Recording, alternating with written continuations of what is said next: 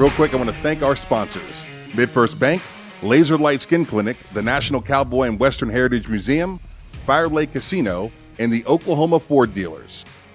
Drive into your best in Oklahoma. Ford dealers today for the best deals on Ford's full lineup of trucks and SUVs. Ford is the best in Oklahoma. Welcome into the trenches. I'm Sam Mays, and today, putting his hand in the dirt with me for the very first time, it's ESPN's SEC Network's Dari Nowkhah. How are you, sir? I am great, Sam. It's good to talk to you, man. Man, I'm so excited to have you on this show. It's a huge week here in Oklahoma, obviously, with OU Texas going on down in the Cotton Bowl. Everybody's fired up. We've got a tremendous lineup here on the Sellout Crowd Network.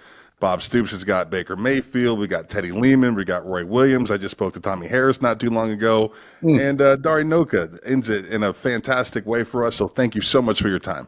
Yeah, I don't really compare to those names, but how many of those guys did you try to block at any point, by the way, in your life in Bedlam? So I definitely spent some time beating up on Tommy and Teddy for sure.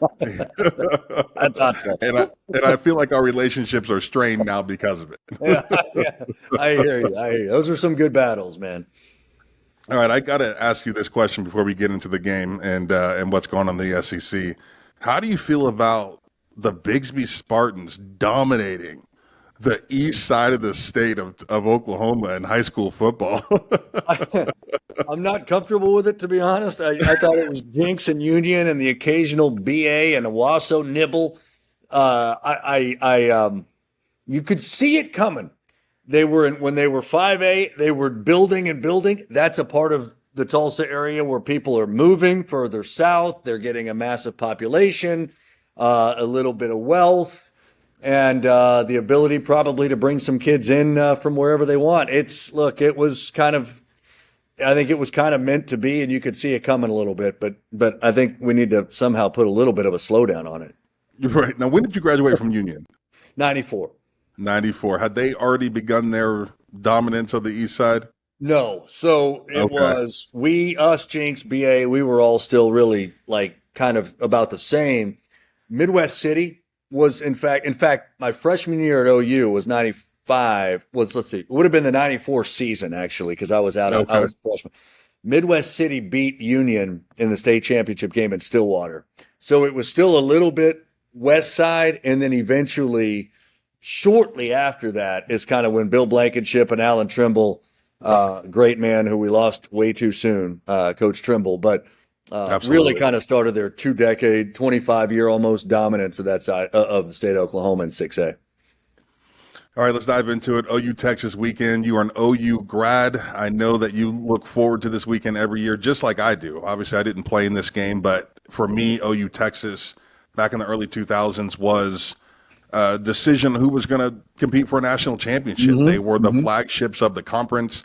I'm still proud to say that I played against those great OU teams and those great Texas teams of that era. They were just bigger than life. You know, you're talking 9 or 10 guys going to the NFL on each defense. I mean, it was unbelievable watching them compete back then. Obviously, over the last 20 years, things have changed. These teams don't necessarily look like they did back then, but still, the pageantry, the expectations for this game, the State Fair of Texas, all the craziness with the fans, you just got to love it. I do. This is, to me, it's funny because the first one I ever went to was in 96. Oklahoma was 0-4. Texas, I think, was 3-1. And it went into overtime, and James Allen found his way to the end zone in overtime, and OU gave Texas a loss that it is probably the worst loss Texas has ever had in the series. I'm not talking about the score. I'm talking about losing to an 0-4 Oklahoma team that John Blake coached. You would have thought we won the national championship that day in Austin and Dallas. Nobody left the stadium that was wearing crimson and cream. I look forward to it every year. And this one feels a little bit more like those ones you were talking about, in the early 2000s when it had so much on the line. This one feels like, first of all, it feels like the first of 2 meetings between the two this year, but it also feels like a track to a playoff spot could be in right there for whoever wins this game. And it's got, frankly, I think it's going to be an unbelievable game. I think Oklahoma has an absolute shot to win. So no, I love this week. In fact, we're highlighting that game this week a little bit on the SEC network as well. Why not? I mean, I know our commissioner's going. Greg Sankey will be there. So we're kind of making it a deal here for the SEC folks that watch our network to like understand what this game is about. And we'll be having highlights of it, maybe a little bit of a breakdown on Saturday, and we'll really throughout the course of the week we'll promote it. How do you feel about this being, I mean, just the move in general, right? Like it seemed like it came out of nowhere. And, for me at least, like I was holding on to those two teams, just hoping the Big 12 survived conference realignment. My narrative was as long as we keep OU in Texas, the Big 12 is going to be something I can tell my grandkids about, right? And then all of a sudden, they're gone, right? Off to the SEC. Are you going to miss them with the Big 12 brand?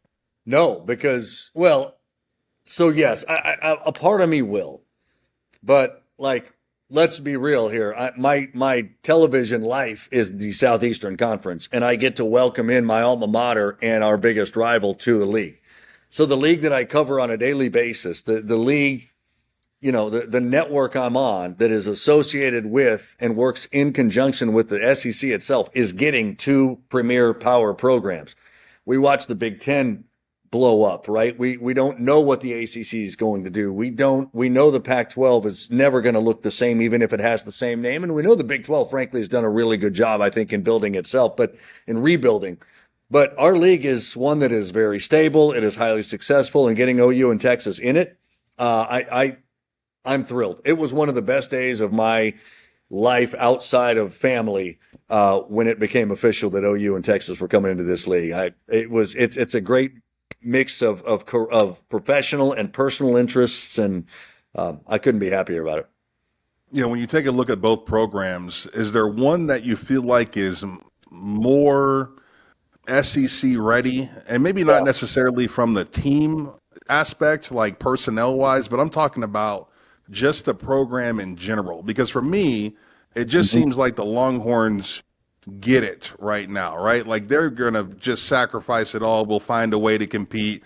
We'll spend the money. We'll do all the things.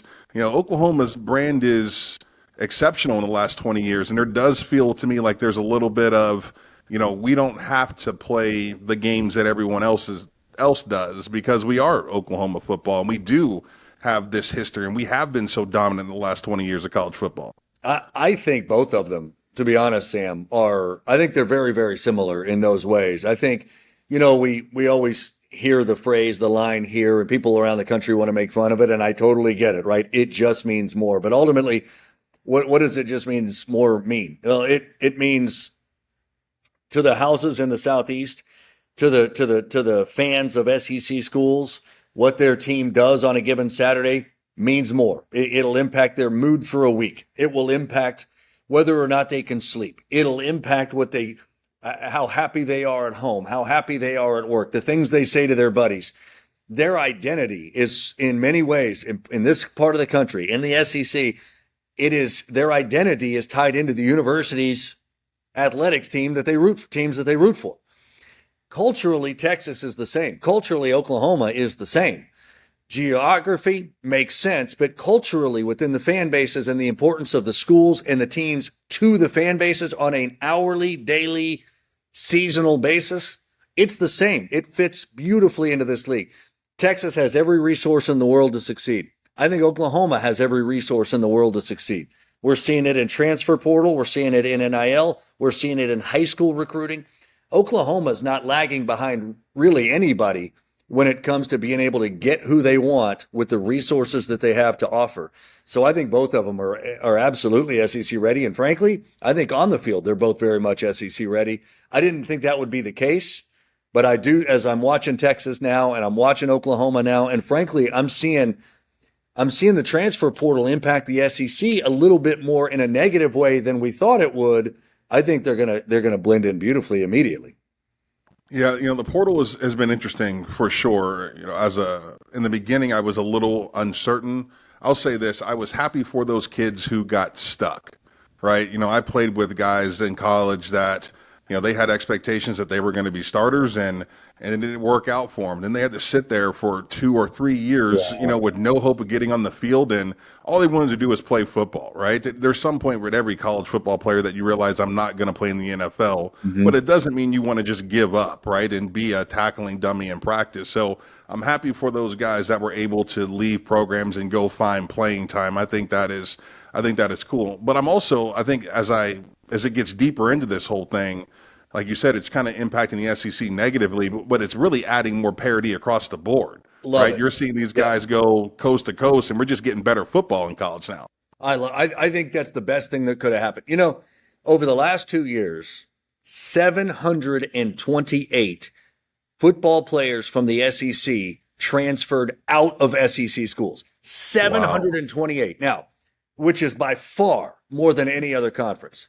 Now, some of them, a handful of them, have landed back at another SEC school. You look at Georgia, they've got 2 receivers, one at Missouri, one at Mississippi State, that are now there. That does happen some. But the vast majority are out of this league. So it's impacted depth.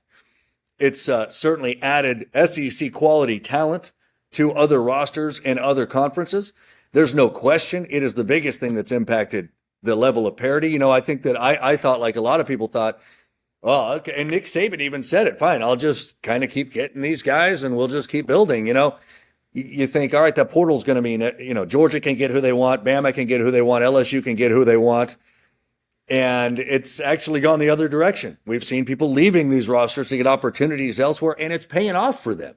And it has. It's really created a parity that I think, while some in the league office in Birmingham might be like, we don't love where we are as much as we usually do this time of year as a conference, it's great for the game.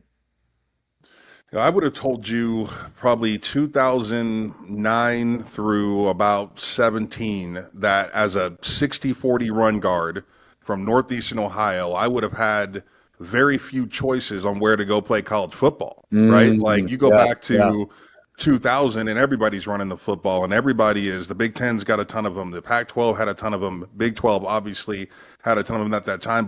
But around 2012, 13, I'm looking at the landscape thinking, man, the only place I could have called home and been able to play the kind of football that I want to play would have been the SEC, Notre Dame, and Wisconsin. Right? I mean, that's kind of how it went. And I think that really was probably the catalyst on why the Big 12 and some of these other conferences suffered so much, is because, as much as I miss Mike Leach, I blame him for a lot of what happened to college football. Everybody started throwing it all over the place, and it's wide splits, and it's no more I formations, and the fullback is gone, and no more double tights, and it's crazy. But it just seemed like the SEC really held true to that style of play, which at the end of the day is the style of play that we're seeing in the National Football League. And so if you're Sam Mays at 18 years old and your goal is to play the NFL one day, well, you're looking at the SEC, well, they're going to teach me how to do that, right? Versus any other conference in college football. The style of play is kind of what has led this meteoric rise of that conference. I think so too, but we've also seen heavy transition away from that in many, look at what Lane Kiffin's doing at Ole Miss, although they still want to run the ball. That's been his frustration. We can't run the ball as well as we usually have. What Josh Heupel has done at Tennessee, obviously, certainly wants to run the ball, but out of passing sets, and that's kind of what Ole Miss does as well. So, I mean, we've seen that transition that may have started in the Big 12, might have started in the Pac-12. It certainly has bled over into the SEC, but there is still that importance in physicality, size up front, creating holes the old-fashioned way and running the football. So, you look at Georgia, that's as pro style as it gets. They've got a tight end that could go not 1 or 2 with the quarterbacks, but 3 or 4 in the draft, and is frankly a superstar. You look at the team that's won the last 2 national championships, that's a pro style offense. So for the Sam Mayses of, Northeast Ohio that wants to play in the NFL, that would have been right. That would have been a perfect situation. Absolutely. All right, one more about the SEC, and then we'll go into this game and we'll wrap it up. Okay. As far as Alabama is concerned, what are people panicking? I mean, there's no quarterback all of a sudden, and even when there wasn't a quarterback back in the day, they still had a defense that was just turning off the lights on offenses, right? Like they had enough in other places that you didn't have to worry about them losing potentially 2 or 3 games in a season. It's looking a little rough there in Tuscaloosa. Yeah, I think there's a few things. One is they don't have the quarterback. Jalen Milroe is now, but however, I like him. I do like him. It was a difficult competition, 3-way competition all off season long. Milroe ended up winning it. Then they wanted to try a little bit of something else against South Florida in a game they knew they would win. And what did they show themselves? That Milroe's the answer. I actually like him, and they can run the ball well. Offensive line is not very good. So and I don't know how much of that might be impacted by the portal, lack of depth on the offensive line. Secondary's been a little bit iffy. We thought that was going to be a strength of Alabama's. So, and again, but you don't have 5-star after 5-star that you can plug and play. They've gone elsewhere, whether it's out of high school or it's in the transfer portal. So I think Alabama's a really good, maybe one of the best examples nationally of a program that has had to deal with things they don't normally have to deal with. But the biggest thing for them, another big thing, think over the years the receivers they've had, whether it's Jerry Jeudy or Henry Ruggs or Jamison Williams, John Mechie, Devontae Smith, like they don't have it. They didn't have it last year. They do not have it now. And so they're not able to make the big explosive pass plays that can break a game open. I mean, how many times on a first possession did it seem like we saw them hit somebody on a quick slant and they're gone 75 yards and it's 7-0 and the other team, they just got on, that's the second or third play of the game. That explosiveness in the pass game is gone. I think there's a multitude of reasons for it, and I think the portal certainly does play into it. All right, let's dive into it. OU Texas this weekend, State Fair. It's going to be perfect conditions. I've been down there, and it was 105 degrees, and I was sweating through all my clothes before I even got into the stadium. I think it's supposed to be like 74, 75 this weekend, which is just going to be perfect. I love this game. I'm excited about it. I think the way that you describe both teams coming into it is accurate. I will say that things have changed so much in college football in regards to the amount of physicality that these teams get in their fall camp, right, and in their spring ball. So I think it takes a little longer within the actual framework of the season for them to be playing their best brand of football. But when I look at Oklahoma against Iowa State, I saw an offensive line that was firing out the ball together. I saw Dylan Gabriel, who looked like he was in midseason form. I think that kid should be on some Heisman lists with the way he's performing right now. I think that receiving core has come along nicely. They've got 4 backs that are super serviceable there. And Norman and Brent Venables finally, for the first time in a decade, has the defense flying around the football field with knowledge, which is number one key. These kids know what they're doing, right? They understand the defense and when they're playing in, and when they get to the ball, they lay the wood. I mean, they are playing great football right now. Yeah. Knowledge, discipline, and absolutely, they're making the tackles, right? So fundamentals, knowledge, and discipline, it's all great on the defensive side. I get more excited watching them play defense than I do watching them play offense. And I do like the offense. They are, without question, the best team Texas has faced this year. They're better than Alabama. I think you put Oklahoma and Alabama on a neutral field, I like Oklahoma. I would take Oklahoma. And it's the offensive explosiveness combined with the defensive steadiness and dependability that I think that create that. I think Texas could find themselves having to kind of match score for score to some degree. Not that they can't. I mean, my God, their receivers, and Xavier Worthy's a superstar. Their tight end is a superstar. The tailback, Brooks, that came in and has replaced Bijan Robinson, quite frankly, beautifully. Like, this is a really, really, really good team. I think the two teams are very similar to one another. I think the quarterbacks are equally capable of making big plays. Wide receivers, equally capable of getting open. Defenses, equally capable of stopping the run and the pass. So I think they're as similar to one another. And maybe that comes because I don't know that Sark and Jeff Lebby on the offensive side are that different. And we know that Venables has made a huge difference with defense. And they've gotten OU's increased in size. They've gotten bigger in the 2 years that Venables has been recruiting, and they look a little bit more like Texas now up front. So I think they're really, really similar teams. I just love the way Oklahoma's playing right now. And I know that Texas is really good too, but I'll be honest, Sam, and I'm trying not to be biased in this. I really, really am. I'm usually a very pessimistic Oklahoma fan anyways, but I think Oklahoma can absolutely win this game Saturday.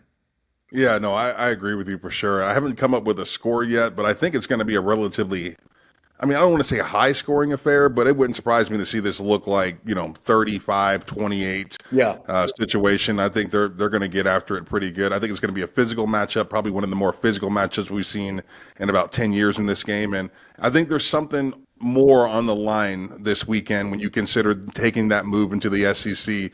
They really want to have that gold hat on when they walk to the South. So I'm excited about this game for sure. Yeah, and I mean, you would know this as a player more than I would, but my hunch is that 49-0 is still in those players' mouths from a year ago. No question. Right? I mean, that's got to in some way be an impact, I would think. No question. OU is, Venables, I'm pretty sure, only has like 3 or 4 guys that are available to the media this week. And I think I'm usually the complete opposite. I want to talk to everybody. I think it's the players' right to let them know how they feel and all the things. Yeah. Not this week, because you got some dudes on that team. I would have been one of those guys that they would have had to stop from talking to the media. Yeah. Because I would have had something to say 100% coming into this weekend, feeling pretty good about my team based off of what happened last year. So I can't wait, man. I think this game is going to be one of the best we've seen so far this year in college football. Agreed. I think it has the potential to be one of the best in that series' history. And what a way to go out as Big 12 members if they get to have that, if they do have that sort of a matchup. And frankly, again, I would expect them to meet up again later in December. So whether they do or not remains to be seen, but I think we're in for a treat Saturday for sure. ESPN and SEC Network's Dari Nowkhah joins us on the Sellout Crowd and In the Trenches. I'm Sam Mays. Dari, thank you so much for your time. I really appreciate it. You were fantastic, and hopefully we'll talk to you again this season. Hey, Sam, anytime, man. You know how to reach me, so it was great talking to you. Thank you, sir.